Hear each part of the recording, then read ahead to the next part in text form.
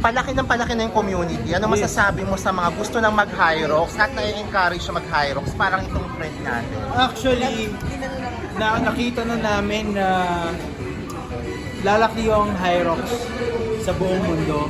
Kasi para siyang marathon of fitness enthusiasts. Correct. So PR ka lang ng PR.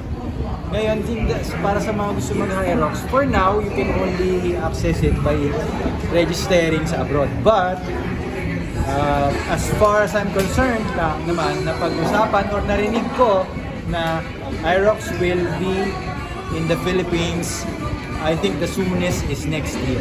Oh, So, I dadalhin think- na dito yung dadalhin na competition. Hindi kasi siya franchise. Correct. Kasi na franchise yung pag gusto mo rin yung Hyrox, sila mismo yung magdadala.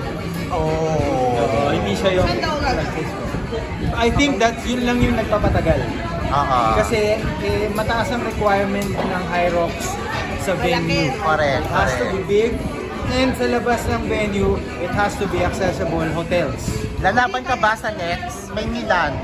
Dapat supposedly, Ay, Rome pala. register kami actually, supposedly, my first solo was Paris. Okay. Nag-register ako, may book na, may nag-ticket na kasi nag-gera.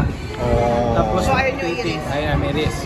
Now, supposedly naman, I'm doing a doubles with one of the coaches sa gym namin sa Jakarta.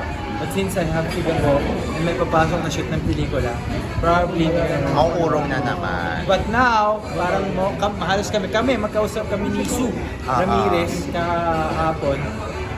We're all parang napagkasundan to do Seoul, Korea sa November.